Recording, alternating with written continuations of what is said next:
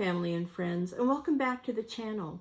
If you're new here, I'm Lonnie, and welcome. Today I'm going to dive into the topic that affects millions of people worldwide, and that's chronic kidney disease, or CKD, and how you can manage it through diet.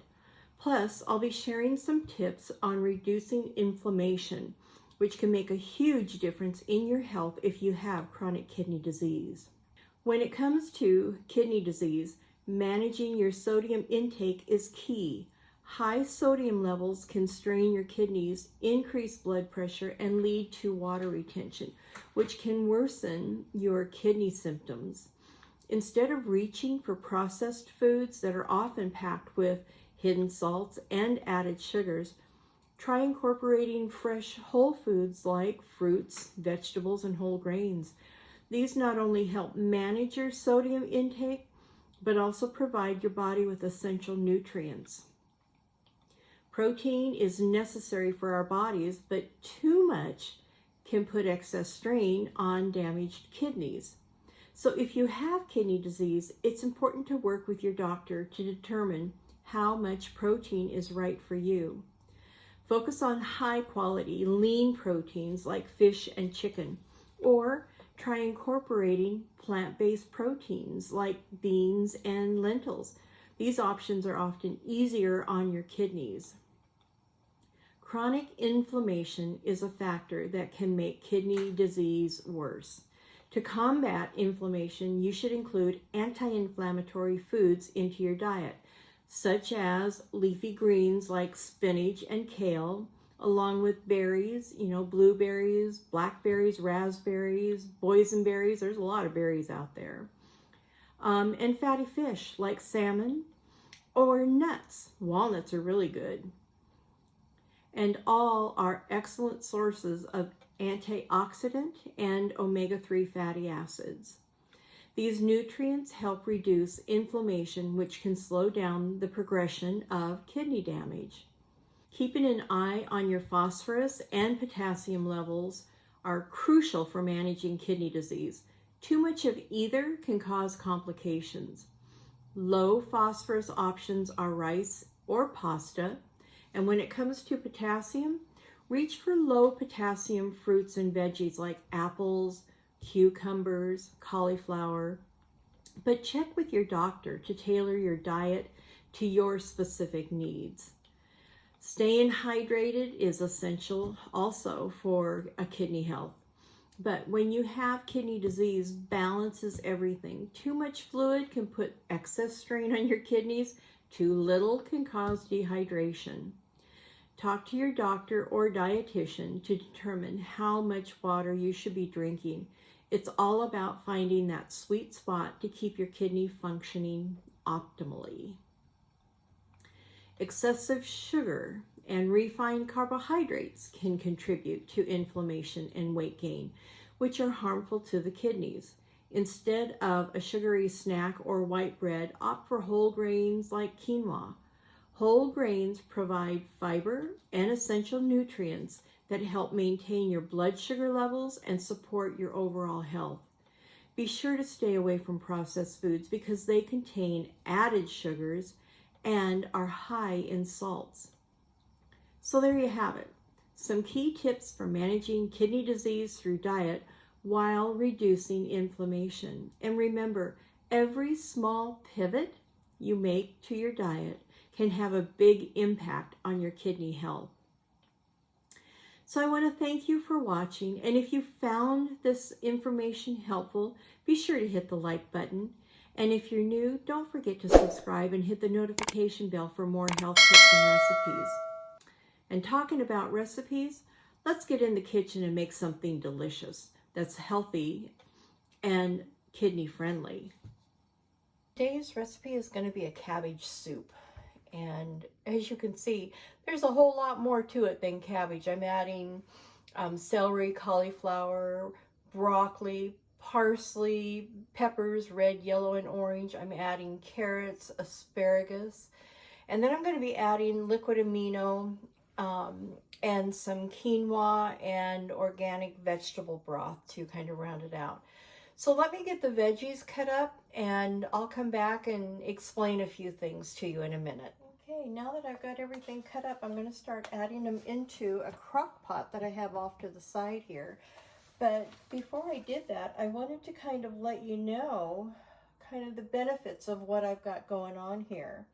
And this is, you know, a big mound of cabbage.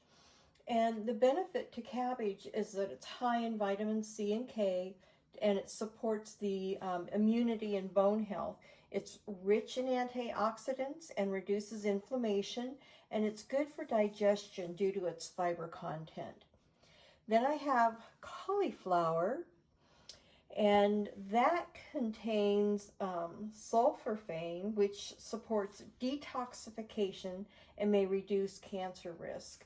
It's high in vitamin C for immune function and skin health, and it provides fiber for a healthy gut.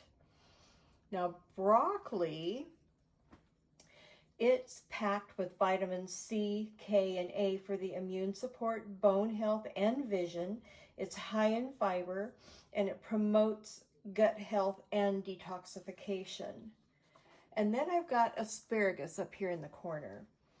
And it's rich in folate, supporting cell repair and healthy pregnancies. It's high in prebiotic fiber for gut health, and it's a natural diuretic, which may help with kidney functions. And I do eat, I try to eat asparagus at least once a week. I'm trying to get it in twice a week because it's really good for the kidneys. And then I've got carrots right here in the middle. And they're a good source of beta-carotene, which is good for eye health. And it contains antioxidants that support the immune system, and it aids in digestion with the fiber content. And then I've got the bell peppers, and they're all right here, the red, the orange, and the yellow, just to add color. But they're all extremely high in vitamin C, which is what we need going into winter because we are not outside as much and our skin isn't exposed to the sun as much. So this is really good. It helps boost the immunity and collagen production. And it supports eye and skin health. It's low in calories and it's ideal for weight management. And then I've got cilantro, which is right up here. Now, cilantro contains antioxidants and supports detoxification of heavy metals. And we know we're living in a very toxic world, so the cilantro is really key and good. And it helps regulate blood sugar levels, and it's low in calorie, and I think it has great flavor.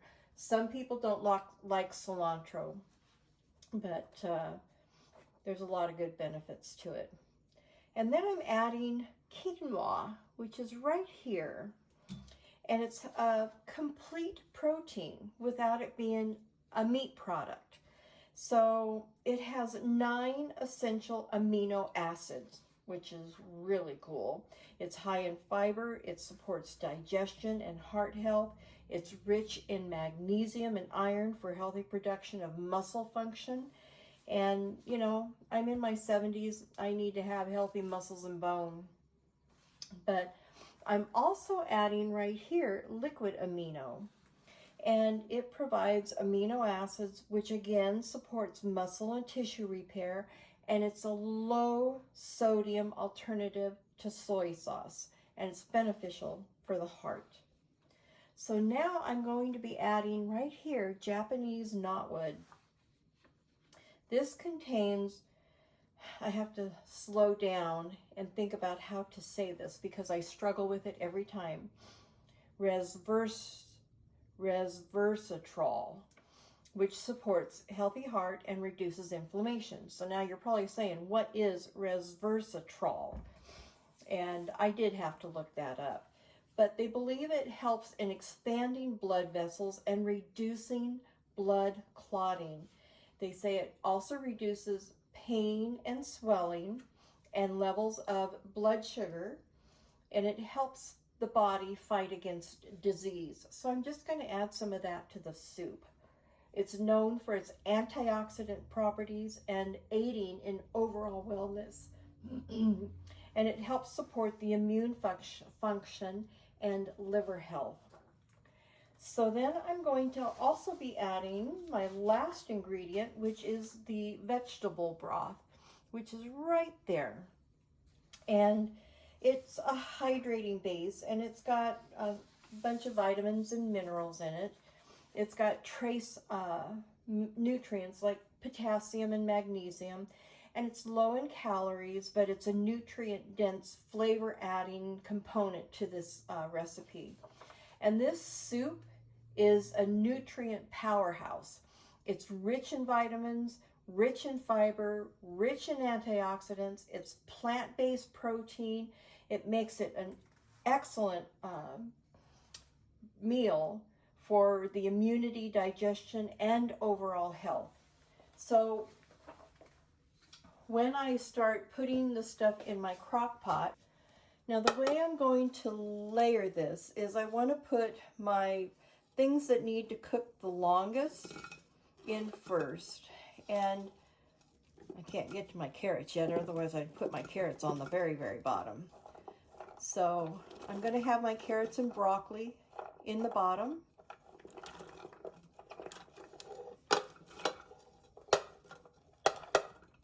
And then on top of that, I'm going to add, oh, I didn't talk about the celery, but I'm going to add the celery, the peppers, and the asparagus on top of that. Now I'm going to add my cabbage.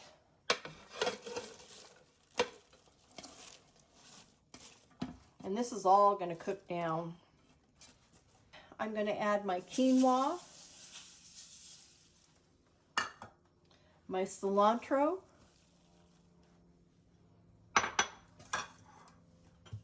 I'm going to add 2 tablespoons of liquid amino,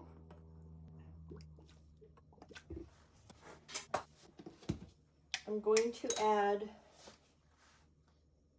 2 teaspoons of the Japanese knotwood. Let's see, there we go. That's what I'm adding, 2 teaspoons into the soup. And all of this will blend in. And then I'm going to add 2 teaspoons of Mrs. Dash salt-free seasoning. And again, because of the kidney disease, I really prefer to, well, I need to limit the salts. And that's where I'm going to start. And I'm going to let it cook. I'm adding my broth now. But I'm going to let this cook all day on a low heat. And then I'll taste it. And then if I need to add more seasoning, I'll do it at that point. But I don't want to overpower anything because there's a lot of flavors going on in there. And I'm going to add some more water to this as well. So that's all there is to it. And I'm going to let it cook, and I'll come back and show you what it looks like when it's done. And we'll taste it, and I'll give you my honest opinion of what it tastes like. Okay, let's open this up and give it a taste. So, boy, you can see the quinoa that's in there and all these beautiful vegetables. Let's give it a try.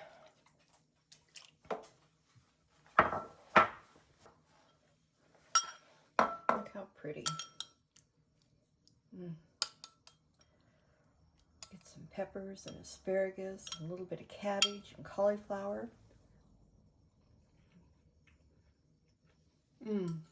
That is really good. It's really, the flavors aren't so strong. It's very mild, very soothing to the body. And this is a powerhouse soup. So, I did add 2 tablespoons of Mrs. Dash and 2 teaspoons of garlic. This is a powerhouse soup. It has a lot of good nutrients and minerals and things that are beneficial to your body in helping it to heal. So I hope you give this recipe a try. And if you do, I hope you put a comment in the comment section and let me know what your thoughts are. Or if you have added an herb or a spice that gave it more flavor, I'd love to know about that. So until next time, have a gorgeous day. Bye.